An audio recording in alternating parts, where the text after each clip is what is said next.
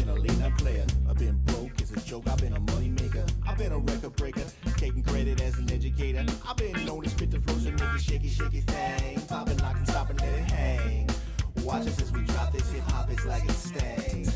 We make the whole room drop and everybody sing. We want the funk. We gotta have that funk. We kick it old school. We think we're so cool. We take it back to the past. We go. Hello and welcome to Sports Buzz, the Fan-atical. I am your host, Scott D. Lewis, here live in studio. Comcast Cable, Channel 23, downtown Denver, Connecticut, on this April 4th. Yes, the fourth month of the year. We have moved away from March into April, although March Madness continues to roll on. And we'll see what happens in the Final Four this weekend. But we are here tonight getting ready to break that down and talk about some other things as well. And we are live. Nice weather today. Yesterday was much nicer. But I mean, it was, it's the wind though. It's the wind still that's keeping it a little chilly. But no, it was overall nice. I was actually working outside today, so that was it was pretty comfortable, pretty good. We are here live 6:30 to 7. We're running like multiple weeks in a row here. I know. We haven't missed a week in a while. Well, next week we will. Well, next week we'll be here, but the week after, I finally will be taking a vacation. Yes. But 203-792-4101 is the number if you'd like to call in and chat us up, see what we got going on. We are here for a half hour, so get on the phone line and get that done. Let's hear you. We'll talk to anybody about anything. Well, maybe. Well, it's something. Who knows? Almost anything. Who knows? Let's officially say hello to my right-hand man, Mr. Bob Rod Jr. Hi, Scott. How you doing over there, Bob? Pretty good. Just been busy, especially with these, not only the winds, but Dry temperatures. Dry temperatures. It's keeping Well, the us- wind dries everything out, I know. And people don't know how to. and then you get some brush fires Yes. going, and it's not good. We've had some buttes the last few days, so Right. try to tell people keep it, try to keep that whatever you're doing. If you're burning leaves or burning some brush or whatever, make sure you have a permit and make sure you're not, make sure everything's out. Right. You don't want to have you guys getting in any trouble out there and having to take care of stuff you shouldn't have to take care of, but you are on the spot when needed, which is good. Bob Show Spotlight on Tuesday nights at 9, Wednesdays at 12. You can see what's happening there. And this time of year, there's actually some good events. I know you go over to the Bethel Green a lot for some of their stuff. They got an Earth Day event coming up. They got that LBGTQ thing that they're doing. I know one of the bands is playing over there in early May as well. So a couple of things, late April, early May.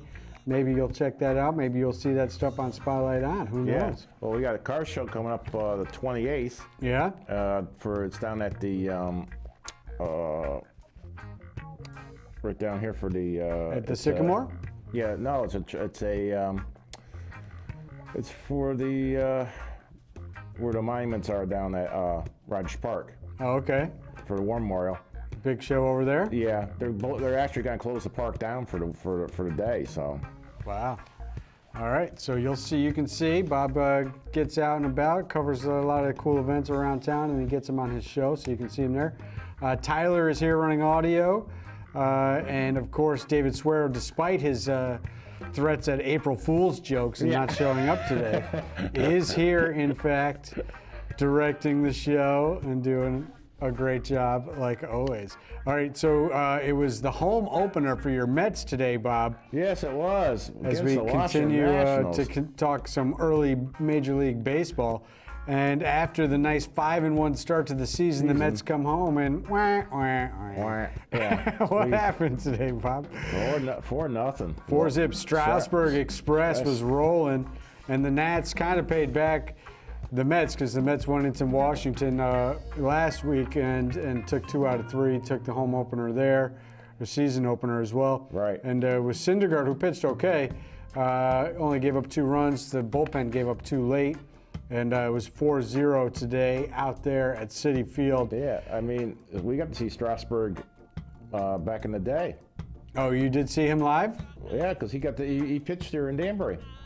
Oh, that's right. He played for up in For Torrington. the NECBL. Yes. That's true. I forgot he started in there, the Strasburg Express. One of these years, he's going to be healthy all year long, maybe, Yeah. and have a great season. Hope so. He's always has the injuries and can never keep going. But good for the Nationals, who were their fans are jumping off bridges with their start to the season. But they're 3-3 now. Mets Right. fall to 5-2 after the sweep of the Marlins. And how about DeGrom? Hits the home run. Yep. He's gone 2 games now, 24 strikeouts. Yep. No runs allowed.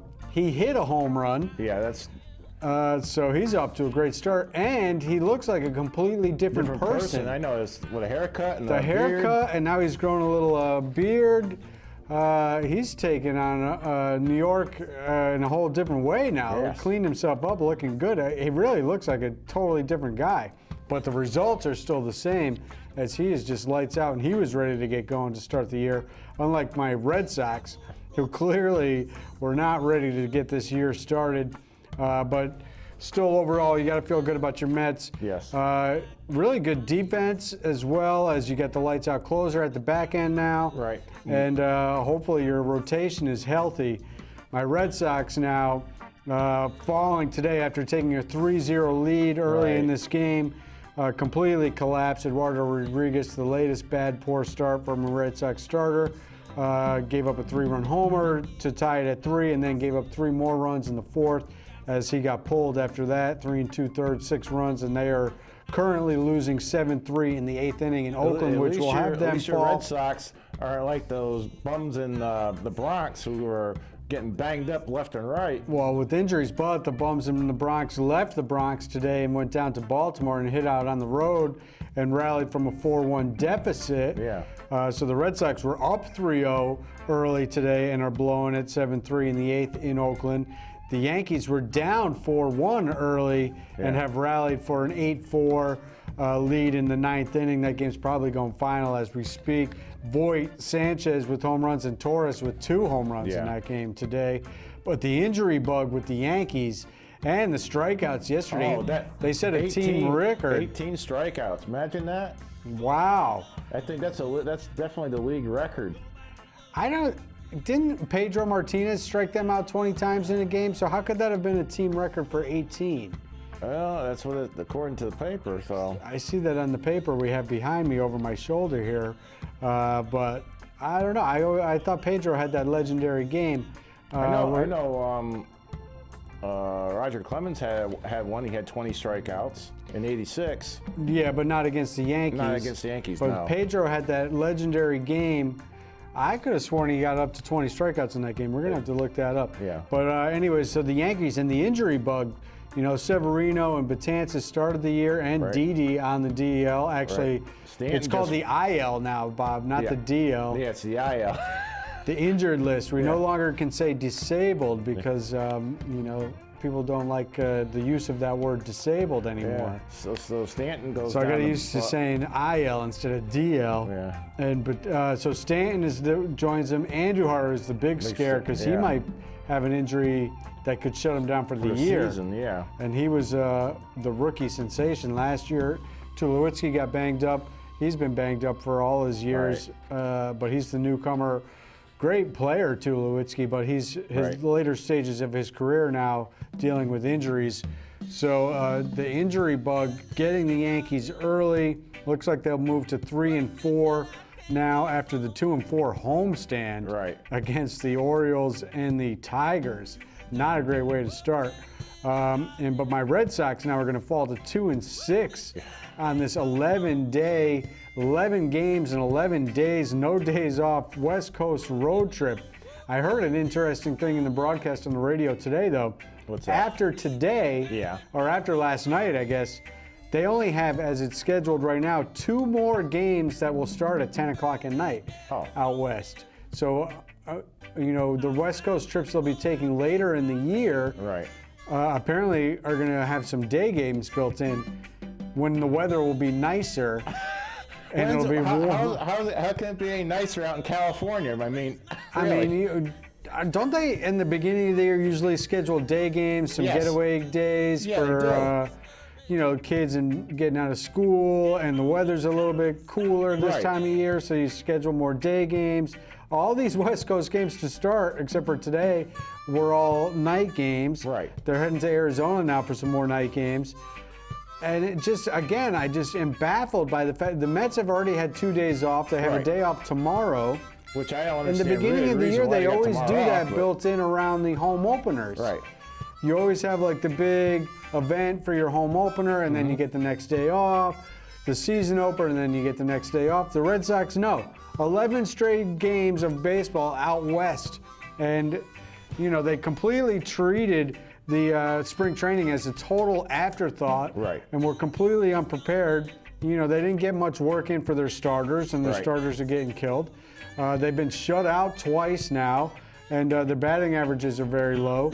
Martinez is the only guy hitting, and they're going to go 2-6 with 3 in Arizona before they come home next week on Tuesday. And then to- you play the.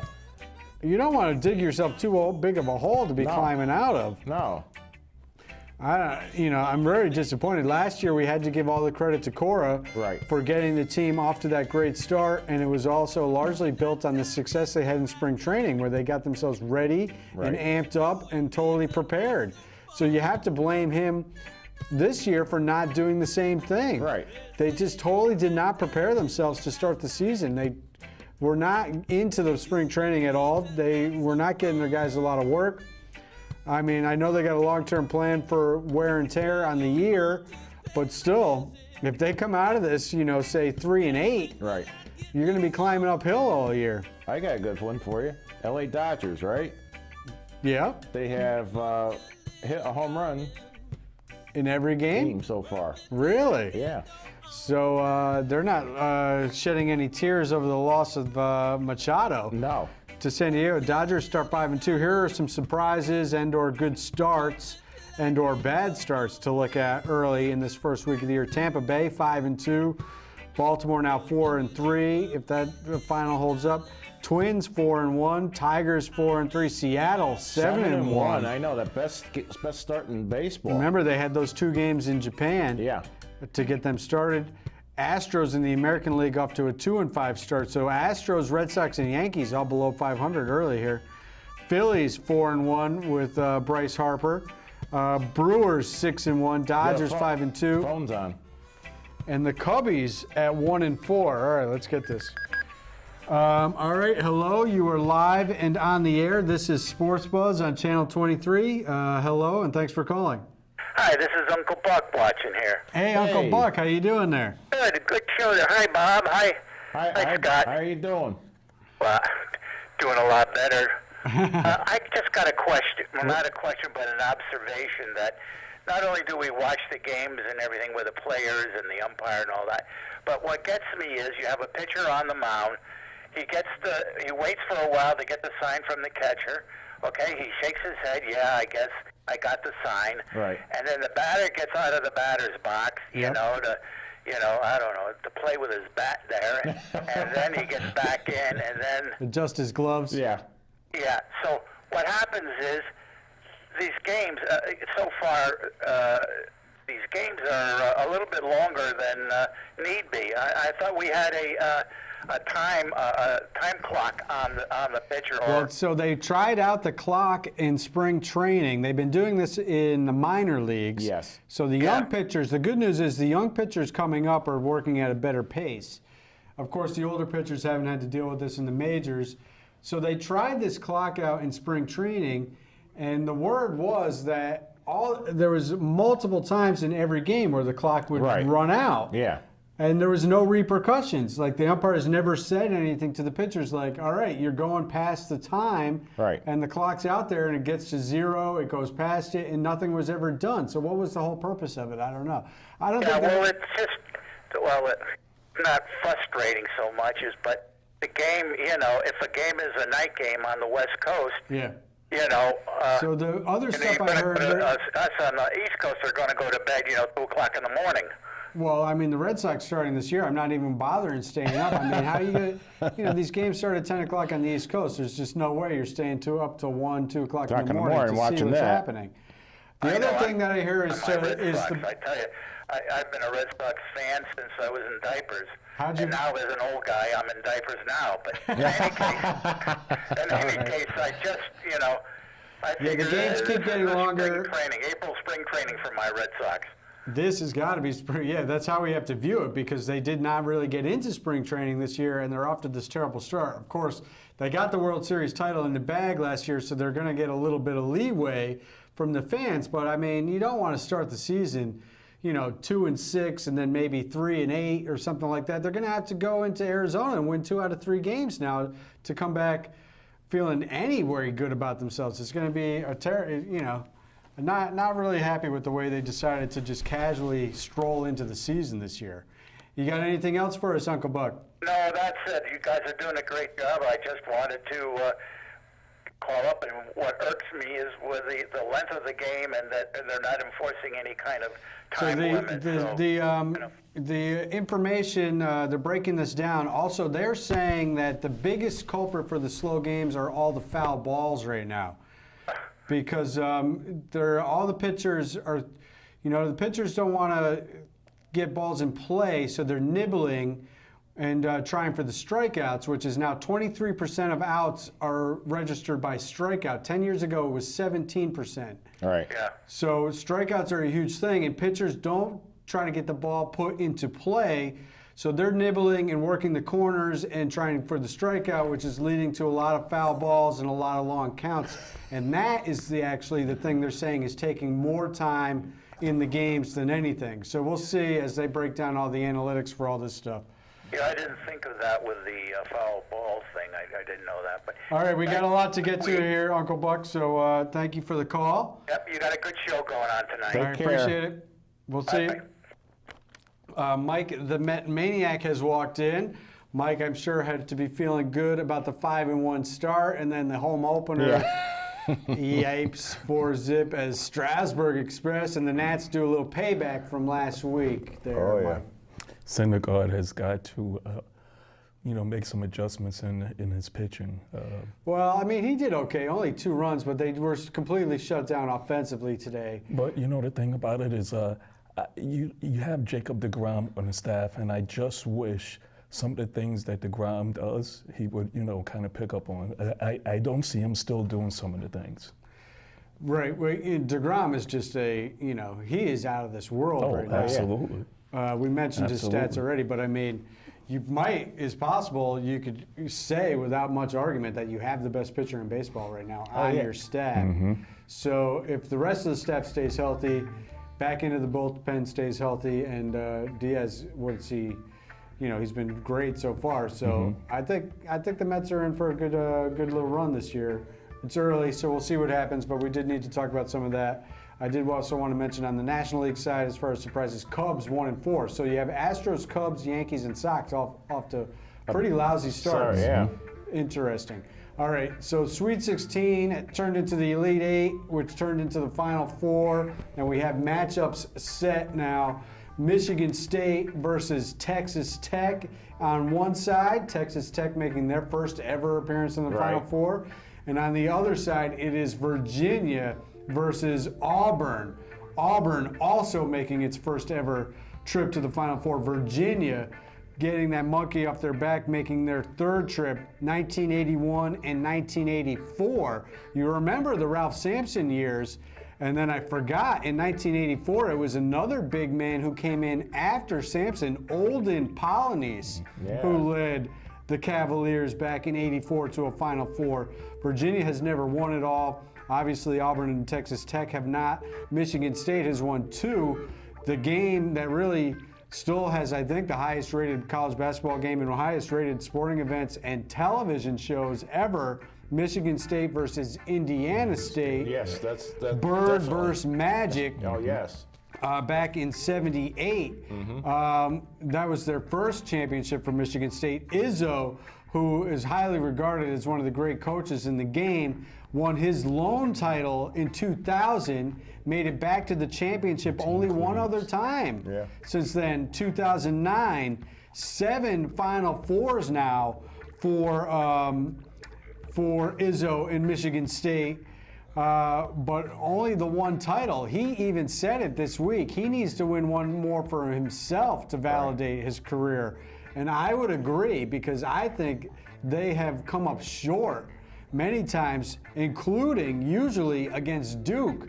However, not this time, as his record is now 2-11 against Duke with the win this weekend. But they had been handled readily by Duke, but this time 68-67, Duke's luck runs out as these close games, as Duke also had the close game against Virginia Tech, 75-73 after last week, the 77-76 game against UCF. So this time, Duke's luck runs out, Get down to 5. and Michigan State is heading to the Final Four, this time getting past them in the round of Elite Eight. And, this Texas Tech team, man, they destroyed Michigan in their Elite Eight game, 63-44, and then they pulled away 75-69 against Gonzaga. Gonzaga played a pretty good game, but Texas Tech just had the answers and had the defense. Their defense is stifling. Gonzaga at times looked like these guys didn't know how to bring up the ball. Turnovers in the backcourt where it's just one-on-one guys reaching in. Really some impressive defense from Texas Tech. So we'll see if they can continue that against Michigan State. And Auburn with the speed on that side of the ball. And impressive when you think that in that game where Auburn drubbed North Carolina 97-80, they lost one of their big men late in that game on a play that meant nothing. It was really brutal to see their guy go down with injury when that game was decided. That kid had 20 points in that game, big time player for them. They came back against Kentucky down 10 early. Looked like maybe they were shaken up a little bit, losing one of their key players. But their guards with the speed, these guys got a lot of speed, and they rallied to get it close at halftime and then ended up winning in overtime. How about the overtime affairs? You got Virginia in overtime against Purdue with that legendary performance by the Purdue kid, who had Carson Edwards, 42 points in this game. But also Purdue went overtime against Tennessee. Tennessee had gone overtime against Iowa. You had Auburn going overtime against Kentucky.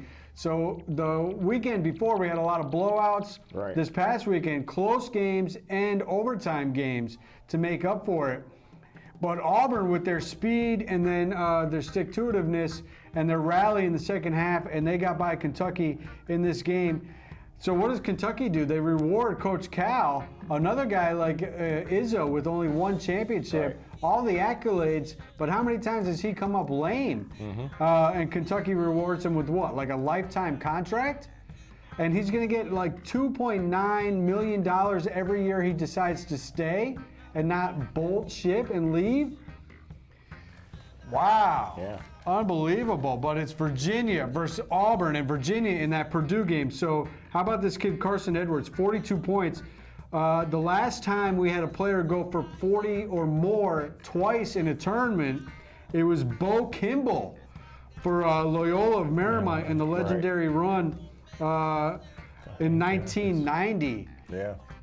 And that was the year he was doing it for his buddy Hank Gathers, who passed away in that tragic circumstance. Edwards had 42 against Villanova when they blew them out, and he had 42 against Purdue, or against Virginia. Did you guys see the end of that the game, how they tied it to force overtime? No, I didn't. Mike, did you happen to see that? No, that one I did. Unbelievable. So Virginia is down by 3, and this is why I am not a fan of fouling. So with 7 seconds left, Purdue decides to foul so that Virginia cannot hit a 3 to tie it. They hit the first free throw, and then they miss the second. There is a back tap that goes all the way into the backcourt that Virginia now has to run down as the clock is ticking. The kid has the wherewithal to get it with about 2.6 seconds left and not just heave up a shot, but look up court, because the momentum carried all the other players with him into the backcourt. One of their guys leaked out ahead. He throws it up court to a guy streaking for a running 8-foot jump shot at the buzzer, 8-footer, and he hits it to tie it and break the hearts of Purdue, and then they win it in overtime. Crazy, crazy finish. All right, let's get to the Lady Huskies because we're running out of time. So the Lady Huskies have advanced to the Final Four, 12th straight year for that. Yes. And they're going to match up with their nemesis, Notre Dame. Lady Huskies knocked off Louisville 80-73 and UCLA 69-61. Notre Dame got to the Final Four by pounding Stanford 84-68. Closer game against Texas A&M to get there 87-80. So UConn, Notre Dame, 20th time in the Final Four for Auriemma and his girls. On the other side, it's Baylor and Oregon. So you got two number 2 seeds versus 2 number 1 seeds. How about Baylor? If Baylor and 93-68 against South Carolina and 85-53 against Iowa. if Baylor ends up going against UConn, it's gonna be a heck of a game. Baylor looks like they are steamrolling teams right now, so we'll see what happens there. In the NBA, as we're seeing a couple pictures here, the Celtics did some damage to Dwayne Wade and the Miami Heat, maybe ending Wade's career without a playoff appearance as the standings on the bottom half are still tight. Celtics beat the Pacers last Friday. They get the Pacers again this Friday. They're tied with the Pacers for that home court advantage. They're both 47-32. Celtics have the tiebreaker right now, so they do have home court. The Nets are hoping to make it, so it's the Pistons at 39-39 at the 6th seed. Nets losers of 2 in a row to the Bucks and Raptors at 39-40, and they play the Bucks and the Pacers and the Heat to finish. Right. Tough schedule for the Nets after they beat the Celtics last Saturday. The Magic at 8-2 in their last 10 are 39-40. They're the 8th seed. The Heat, losers of 2 in a row to the Celtics, are 38-40. So they're all bunched up. Right. 1.5 games separating these teams trying to get in. And it's going to be tight to see who does it. Out west, it's Warriors and Nuggets 1 and 2. Who are the Warriors going to play? The Clippers, Thunder, and Spurs are all separated by 2 games with 3 left to see who will finish 7 and 8 and face the Warriors or not. Are we done? We got 30 seconds. 30 seconds left. Bruins are going to match up with the Toronto Maple Leafs for the 2nd year in a row. Their recent matchups have all gone 7, and the Bruins have won those games. Hats off to my man Brad Marchand for 100 points on the season. All right, we are out of here. We will see you next week. Take care.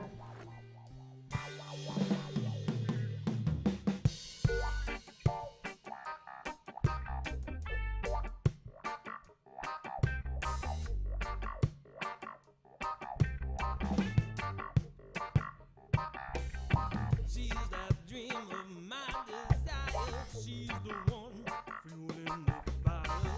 I see her standing there wanting lust with the air. I feel hesitant, but wedging just ain't part of my master plan.